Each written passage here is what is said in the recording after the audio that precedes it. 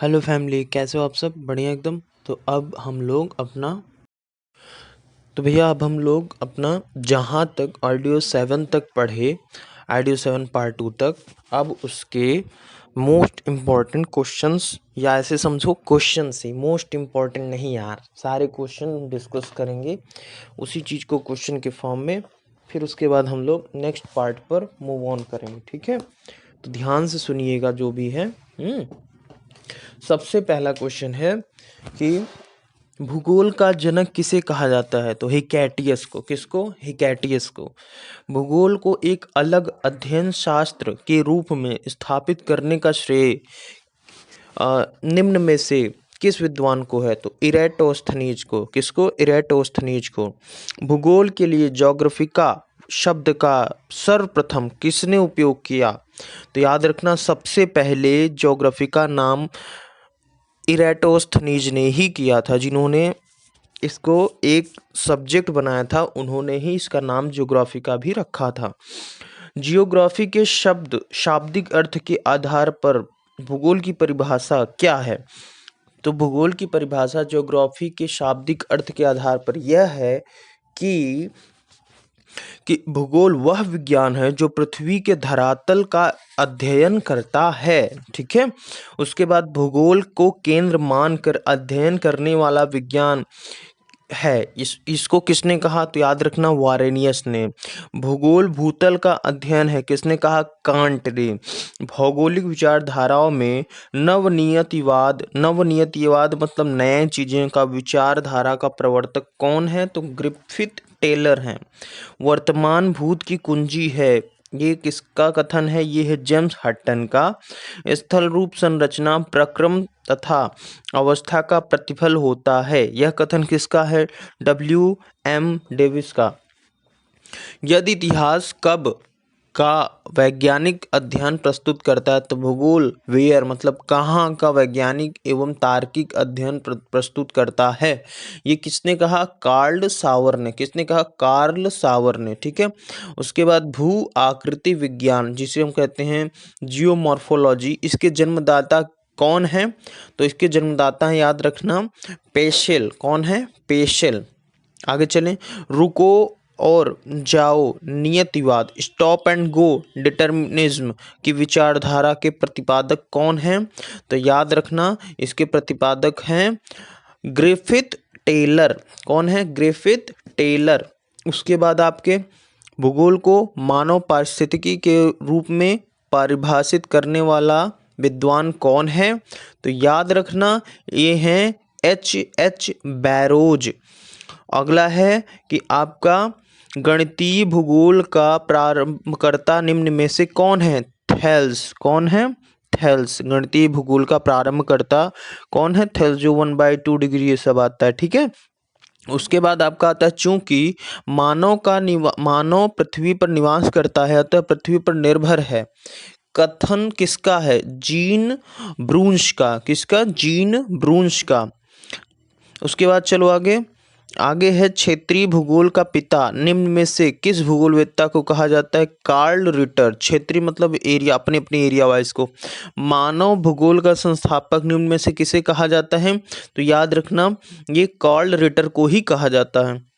उसके बाद मानव भूगोल अस्थायी पृथ्वी एवं चंचल मानव के पारस्परिक परिवर्तनशील संबंधों का अध्ययन कथन किसका है? यह है आपका कुमारी सैंपुल का। किसका? कुमारी सैंपुल का।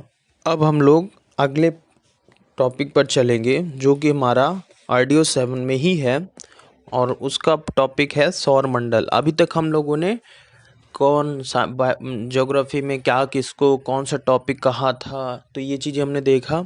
अब हम लोग अपना नेचर, पहले देखो ऑडियो 7 तक हमने क्या डिस्कस केवल किया? हमने ये डिस्कस किया कि हमारा सौरमंडल क्या है, उसमें कौन कौन ग्रह हैं, और पृथ्वी ग्रह के बारे में थोड़ा सा डिस्कशन किया। अभी पृथ्वी के बारे में और हम डिस्कस करेंगे, और पृथ्वी ही बस नहीं, हमने थोड़ा थोड़ा हर ग्रह के बारे में पढ़ा। तो अब वही बातें हम क्वेश्चन देख रहे हैं। ठीक है।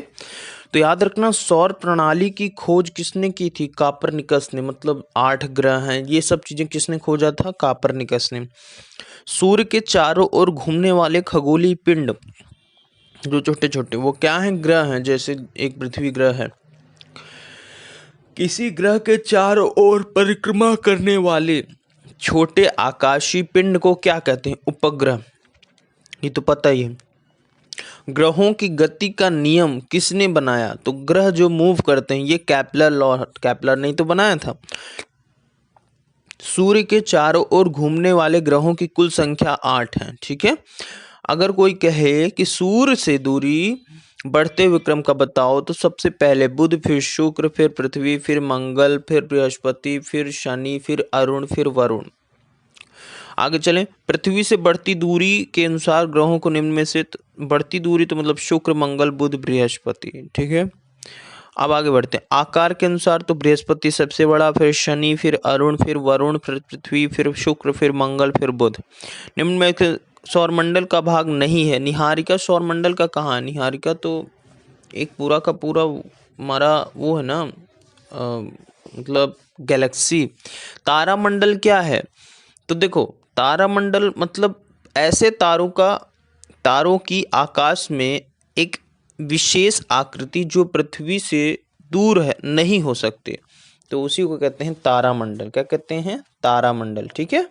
तो आगे देखते हैं, अंतरिक्ष में कुल कितने तारामंडल हैं? तो याद रखना टोटल 89 हैं। कितने हैं भैया? 89 तारामंडल हैं। निक्स ओलंपिया कोलंपस, ये मंगल ग्रह में ही हमने पढ़ा है। पार्थिव ग्रहों की संख्या कितनी है? 4, जिनको हम देख सकते हैं नॉर्मल आइज से, ये भी हमने पढ़ा है। निम्न में से कौन पार्थिव? तो शनि। ठीक है।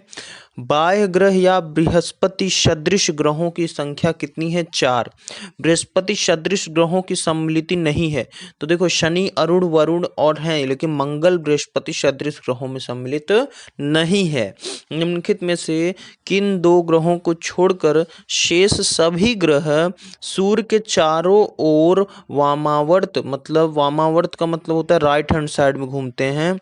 तो याद रखना शुक्र और अरुण हमने पढ़ा था, 2 नंबरी जो है वो उल्टा घूमते हैं, ईस्ट टू वेस्ट, मतलब वो एंटी क्लॉकवाइज। बाकी बुध शुक्र हो, अरुण वरुण हो, पृथ्वी शुक्र हो, ये सब कैसे घूमते हैं? West to east. आगे चले। सौर मंडल का जन्मदाता सूर्य को, भाई सूर्य ही तो सबका माई बाप है। आगे चलो। ब्रह्मांड में विस्फोटी तारा अभिनव तारा को कहते हैं। अभिनव तारा वही मतलब जो टूटता है, उसी को विस्फोटी तारा कहते हैं। पढ़े हम लोग इसको भी, अभिनव तारा क्या होता है। उसके बाद उसमें जो भी चीज़ें हैं सारी की सारी हमने डिस्कस किया। सबसे पहला पेज हमारा इसी का है, अगर याद हो, अभिनव तारा का। और मतलब निहारिका हो, नेबुला, उसके बाद विरल गैस निहारिका में बदली, तारा H2He में गया, लाल दानव, फिर अभिनव तारा, फिर न्यूट्रॉन, फिर सिकुड़ने पर ब्लैक होल, पल्सर, क्वेजर, और वही श्वेत वामन बन गया, लाल वामन। अभिनव तारा ही ब्लास्ट करता है। ये सब हमने पढ़ा है। ठीक है। अब आगे देखें, तो आगे ये है कि जैसे निम्नलिखित मतलब कौन सा ग्रह नहीं है जिसे प्राचीन भारतीय ग्रह मानते थे? हम लोग पहले सूर्य को ग्रह मानते थे, जो कि अब ग्रह नहीं है। ग्रह वो होता है जो लाइट को एब्जॉर्ब केवल करे, इमिट ना करे। सूर्य तो एब्जॉर्ब नहीं, इमिट कर रहा है, तो ये ग्रह नहीं है। ठीक है, स्टार है। सूर्य के संगठन में सहायक गैस है हाइड्रोजन और हीलियम। सूर्य के मध्य भाग को क्या कहते हैं? प्रकाश मंडल। क्या कहते हैं? प्रकाश मंडल। किसको? सूर्य के मध्य भाग को। ठीक है। और सूर्य सदैव पूर्व में निकलता है। क्यों? क्योंकि हमारी जो पृथ्वी है वो पश्चिम से पूर्व की तरफ घूमती है। तो हम लोगों ने पढ़ा है, जिधर भी जो घूमेगा उधर ही उसका सूर्य निकलेगा। ठीक है। अब अगला क्वेश्चन है, जैसे लिखा है, नॉर्वे में अर्धरात्रि के समय सूर्य कब दिखाई देता है? 21 जून को। एक ग्रह की अपने कक्ष में सूर्य से अधिकतम दूरी को क्या कहते हैं? अपसौर। पता है ना, अपसौर उपसौर। अधिकतम दूरी अपसौर और न्यूनतम दूरी उपसौर। ठीक है। एक ग्रह की अपने कक्ष से न्यूनतम दूरी उपसौर। निम्न में से किनके बीच की औसत दूरी को खगोलीय एकक कहते हैं? पृथ्वी तथा सूर्य के बीच की दूरी को खगोलीय एकक कहते हैं। मध्य रात्रि सूर्य का क्या अर्थ है? सूर्य का ध्रुवीय वृत्त में देर तक चमकना, मतलब जो आपका पोल्स हैं वहां पर ज्यादा देर तक चमकेगा, तो वहां मध्य रात्रि में भी सूर्य दिखेगा। मध्य रात्रि का सूर्य किस क्षेत्र क्षेत्र में दिखाई देता है? आर्कटिक क्षेत्र में, पता है ना आर्कटिक। अब सूर्य में काला धब्बा क्या है? तो धब्बे वे स्थान है जो प्रकाश उत्सर्जित करने में असमर्थ है, क्योंकि वहां से लाइट निकल गई थी, इसीलिए वहां धब्बा पड़ गया। ठीक है। सूर्य के रासायनिक मिश्रण में हाइड्रोजन 71% है, क्योंकि सबसे ज्यादा हाइड्रोजन हीलियम में कन्वर्ट होता है तो लाइट इमिट होती है। निम्नलिखित में से कौन एक तारा है? सूर्य सौर पृष्ठ पर लगभग 6000 टेम्परेचर होता है डिग्री सेल्सियस में।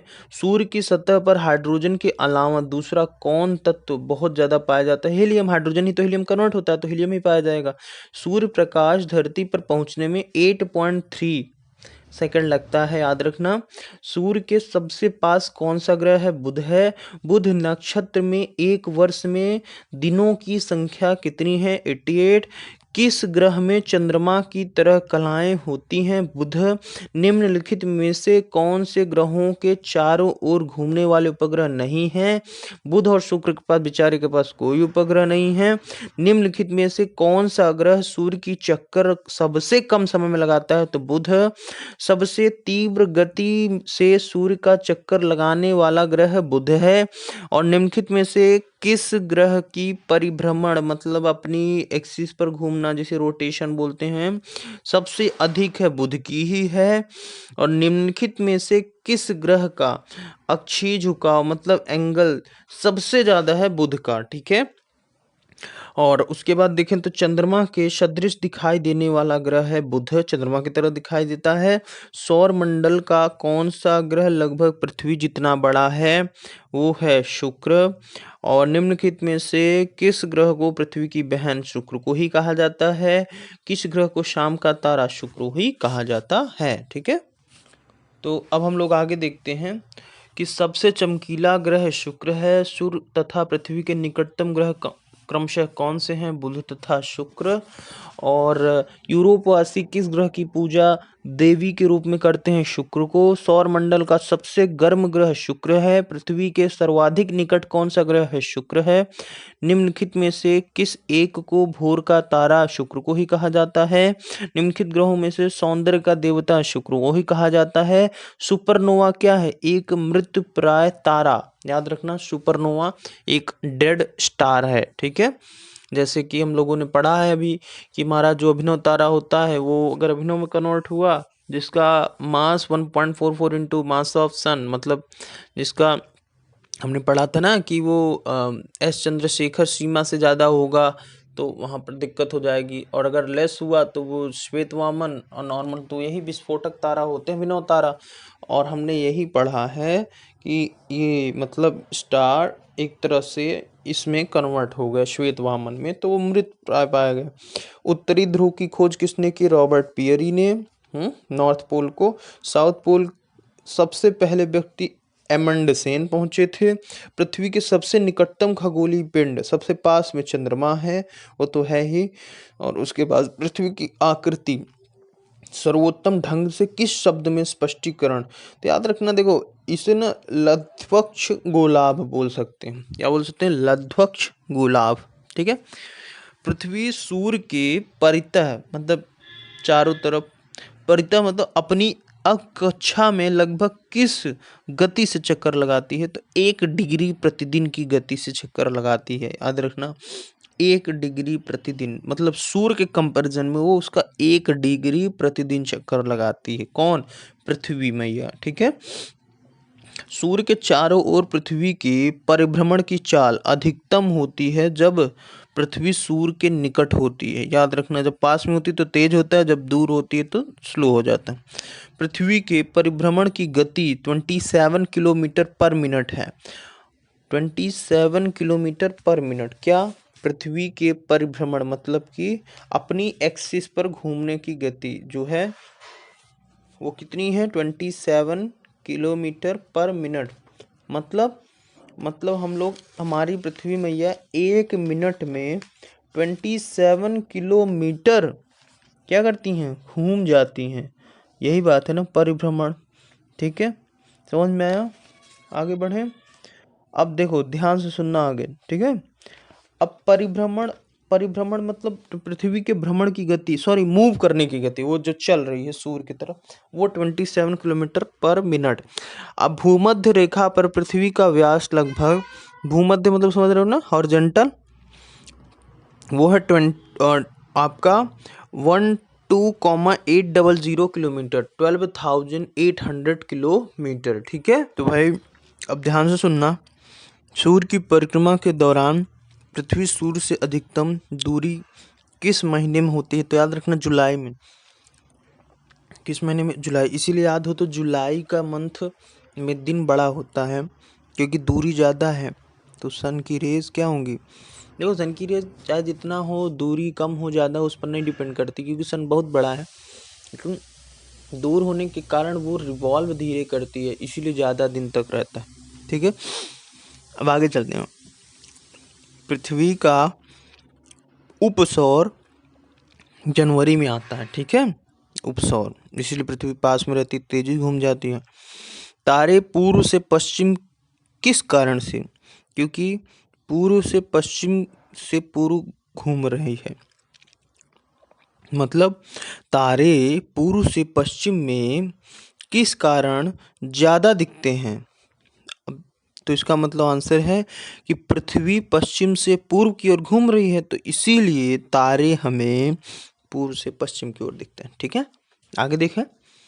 गुलाब जो है पृथ्वी ध्रुवों की चपटी होती है, तथा यह तथ्य से स्पष्ट सिद्ध होता है कि पृथ्वी का भार ध्रुवों पर सर्वाधिक है, विषुवत रेखा पर न्यूनतम है। ठीक है, आगे बढ़ें तो ध्यान से देखना आगे क्या है। अब थोड़ा जल्दी जल्दी करेंगे, नहीं तो समय बहुत लगेगा।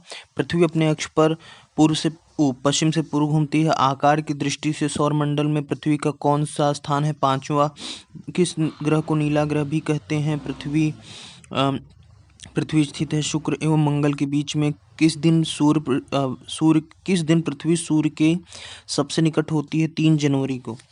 3 जनवरी को सबसे पास में होती है, और अभी हम लोगों ने पढ़ा था कि आपका 21 तारीख को सबसे दूर होती है। ठीक है, 21 जुलाई को। ठीक है, आगे बढ़ें, चलो ध्यान सुनना। ठीक है, तो आगे है कि किस ग्रह को नीला ग्रह कहा जाता है? तो पृथ्वी को। और पृथ्वी सूर्य से अधिकतम 4 जुलाई को, और पास में सबसे 3 जनवरी को। पृथ्वी सूर्य के इर्द गिर्द परिक्रमा करती है लगभग 365.25 दिन में। और पृथ्वी की प्राकृतिक उपग्रह है चंद्रमा। दिन व रात होने के कारण पृथ्वी का अपने अक्ष पर घूर्णन करना। सूर्य के अतिरिक्त निम्न निकटतम सितारे से प्रकाश पृथ्वी पर पहुंचता है 4.2 वर्ष में। ठीक है, अच्छा, मतलब ठीक है। सूर्य से पृथ्वी की दूरी कितनी है? तो याद रखना 149.6 मिलियन किलोमीटर। और अपने अक्ष पर पृथ्वी एक चक्कर कितने समय में पूरा लगाती है? तो 23 आवर 56 मिनट 4 सेकंड में। पृथ्वी पर दिन रात की अवधि भूमध्य रेखा पर, मतलब पृथ्वी पर दिन रात की अवधि समान होती है भूमध्य रेखा पर। याद रखना, दिन और रात 12-12 घंटे कहाँ कहाँ केवल होता है? भूमध्य रेखा पर। इक्विनॉक्स का तात्पर्य क्या है? कि दिन और रात समान अवधि के होते हैं। दक्षिणी गोलार्ध में सबसे लंबा दिन कब होता है? तो साउथर्न में 22 दिसंबर को। भूकक्ष तल पर भू अक्ष का झुकाव 66 1/2 डिग्री का है। पृथ्वी के उपग्रहों की संख्या कितनी है? 1। 21 जून का दिन प्रकाश उत्तरी ध्रुव पर दिखाई देता है 24 घंटे। पृथ्वी के सबसे निकट ग्रह शुक्र। दूरी की दृष्टि से तृतीय क्रम के अनुसार पृथ्वी अपने परिक्रमण मार्ग पर परिक्रमा करते हुए अपने अक्ष द्वारा कक्षा तल पर कितना बनाती? 66 1/2 डिग्री। निम्न में से किन तिथियों में सूर्य की किरणों विषुवत रेखा पर सीधी पड़ती हैं? तो 21 मार्च तथा 23 सितंबर को। निम्नलिखित में से कौन सा तारा पृथ्वी के सर्वाधिक समीप है? सूर्य। यह किसने सर्वप्रथम प्रतिपादित किया कि सूर्य हमारे सौरमंडल का केंद्र है, पृथ्वी उसकी परिक्रमा? कापर्निकस ने। जब दिन और रात की अवधि बराबर होती है तो सूर्य की किरणें सीधी पड़ती हैं भूमध्य रेखा पर। यदि पृथ्वी एवं अंतरिक्ष के बीच वायुमंडल को हटा दिया जाए तो आसमान का रंग कैसा होगा? काला होगा। ठीक है, कैसा होगा? काला। गैसेस के कारण नीला दिखता है। ठीक है, पर पृथ्वी की परिधि लगभग, इसकी परिधि मतलब इसका पेरीमीटर 40,032 किलोमीटर। ठीक है, और उत्तरी गोलार्ध में नॉर्थन पोल में वर्ष का सबसे लंबा दिन आमतौर पर कब होता है? तो जून महीने का दूसरा पखवाड़ा। कौन सा?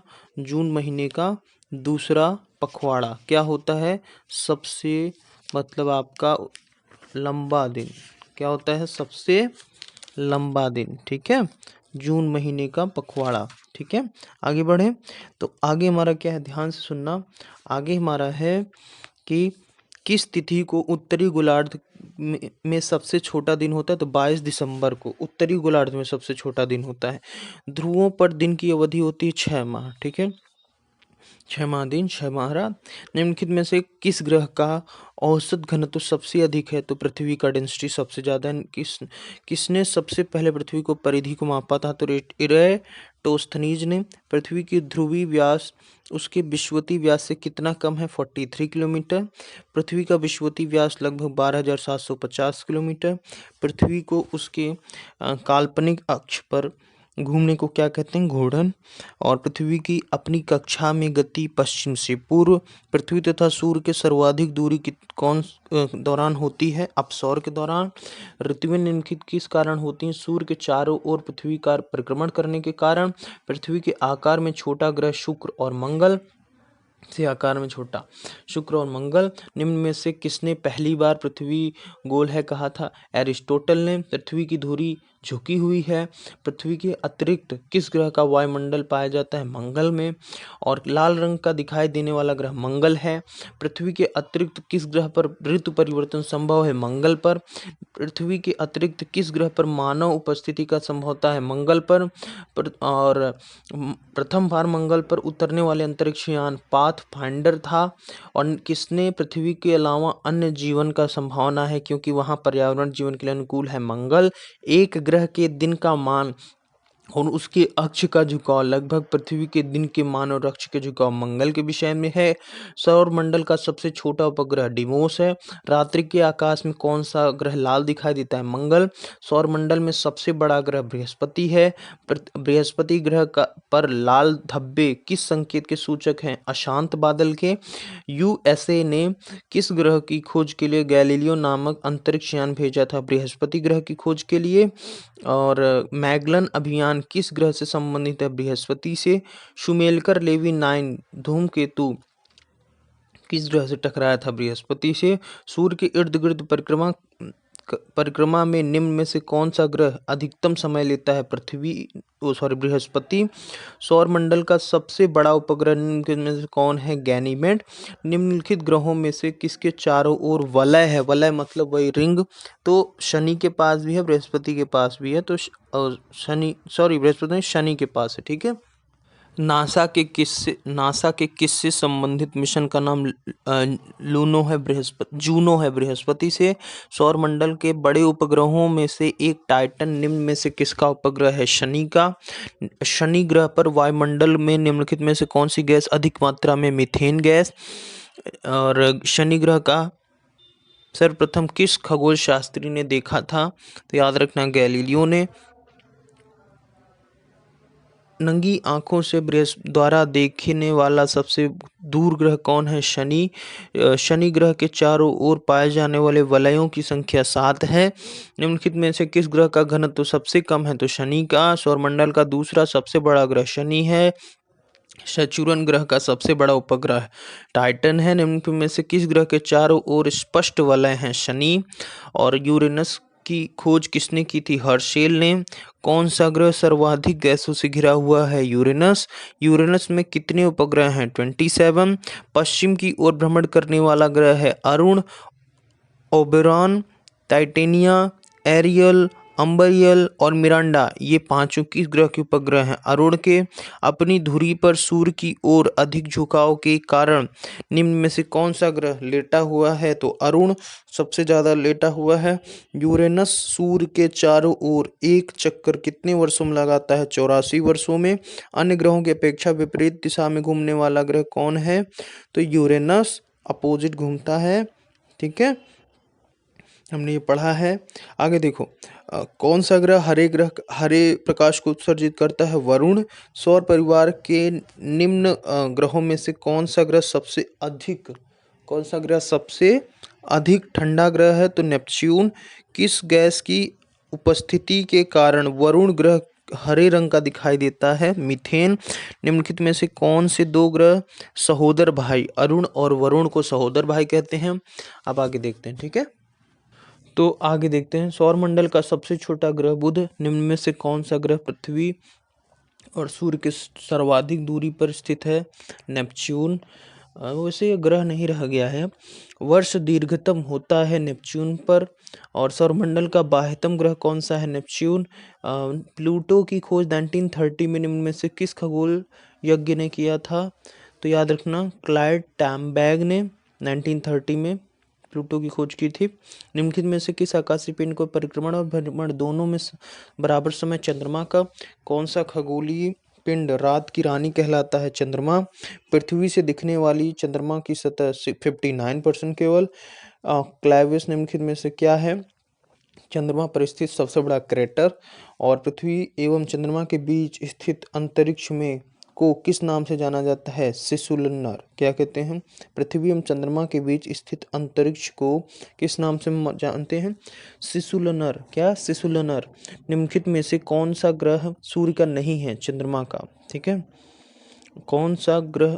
कौन सूर्य का ग्रह नहीं है? चंद्रमा सूर्य का ग्रह नहीं है। ठीक है, पृथ्वी एकमात्र उपग्रह है, चंद्रमा। शांत समुद्र और तूफानों का महासागर, तो मतलब क्वेश्चन ये है कि शांत समुद्र और तूफानों का महासागर निम्न में से कहाँ स्थित है? तो शांत समुद्र और तूफानों का महासागर चंद्रमा में स्थित है। ठीक है, सी ऑफ ट्रंक्विलिटी कहाँ पर है? चंद्रमा में। चंद्रमा पृथ्वी का एक चक्कर लगभग कितने दिनों में लगाता है? 27.3 डेज में। चंद्रमा से पृथ्वी तक प्रकाश के पहुंचने में लगने वाला समय 2 सेकंड से भी कम होता है।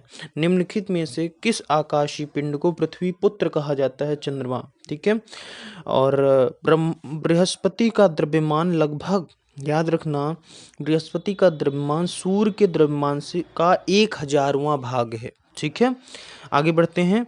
आकाश का सबसे चमकदार तारा सीरियस है। कौन सा है? सेरियस। ठीक है, हैली जो आपका धूमकेतु है, जिसे हम लोग बोलते हैं पिंड, मतलब जो पुंछ तारा, वो उसका टाइम पीरियड क्या है? तो वो 96 वर्ष लगाता है पूरा का पूरा रोटेट करने में सन को। ठीक है, सॉरी 76 वर्ष। कितना? 76 ईयर। सूर्य को छोड़कर पृथ्वी के सर्वाधिक निकट स्थित तारे के प्रकाश को पृथ्वी तक पहुंचने में कितना समय लगता है? तो 4.5 वर्ष। इसको अभी डिस्कस भी किए थे ना। मंगल एवं बृहस्पति ग्रहों के मध्य सूर्य की परिक्रमा करने वाले खगोलीय पिंड को कहते हैं क्षुब्ध ग्रह। क्या कहते हैं हम लोग? क्षुब्ध ग्रह। ठीक है, और जो टुकड़े मलबा नहीं होता उनको। क्षुब्ध ग्रह जिन ग्रहों के बीच पाए जाते हैं वे हैं, तो याद रखना, मंगल और बृहस्पति के बीच पाए जाते हैं सबसे ज्यादा। ठीक है, सर्वप्रथम खोजा गया क्षुब्ध ग्रह सेरस। क्या? सेरस।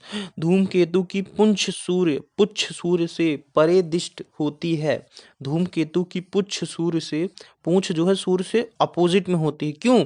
क्योंकि सूर्य द्वारा उत्सर्जित विकिरण धूमकेतु पर फ्रेश प्रेशर बनाती है, जिससे उसका पूंछ पीछे की तरफ चला जाता है। ठीक है, जो क्षुब्ध ग्रह होते हैं निम्नलिखित उनके बारे में कुछ है कि जैसे क्षुब्ध ग्रह सूर्य की परिक्रमा करने वाले विभिन्न आकारों के चट्टानी मलबे हैं। हाँ, ये तो सही है। अधिकांश क्षुब्ध ग्रह छोटे होते हैं, किंतु कुछ का व्यास 1000 किलोमीटर तक बड़ा होता है। नहीं, ये गलत है। मतलब हो भी सकता है, मतलब दो भी सही है कि अधिकांश क्षुब्ध ग्रह छोटे होते हैं, बट कुछ हैं जिसका व्यास 1000 किलोमीटर से भी बड़ा होता है। बात तो सही, क्योंकि क्षुब्ध ग्रह वही पृथ्वी और मंगल और बृहस्पति के बीच में पाए जाते हैं, तो वहां पर होंगे। अब आगे देखते हैं, क्षुब्ध ग्रहों की कक्षा बृहस्पति और शनि। नहीं, बृहस्पति शनि नहीं, मंगल और बृहस्पति। हमने ऑर्डर क्या पढ़ा था कि मंगल के बाद बृहस्पति, फिर शनि, फिर अरुण, फिर वरुण, तो मंगल और बृहस्पति के बीच में पाए जाते हैं। तो केवल 1 और 2 सही। ठीक है, सूर्य ग्रहण के दौरान सूर्य और पृथ्वी के बीच चंद्रमा आ जाता है। ये तो बचपन से पढ़ते आ रहे हैं।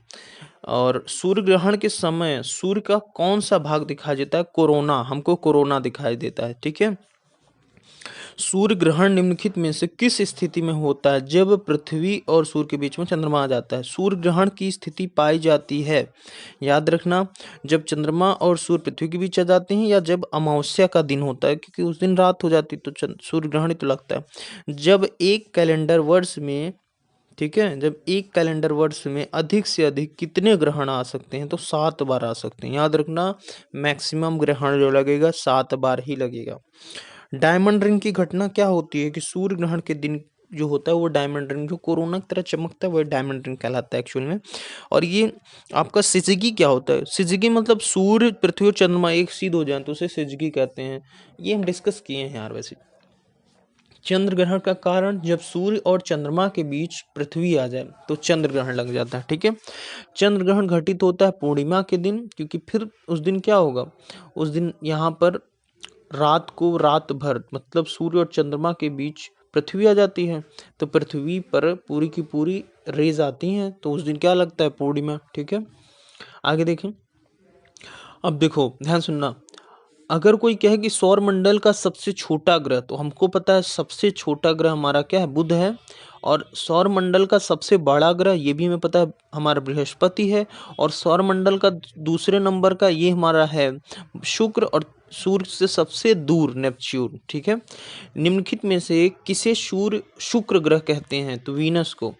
और भाई ये भी क्वेश्चन है, सूर्य और पृथ्वी के बीच औसत दूरी, तो याद रखना 150 × 10⁻6 किलोमीटर।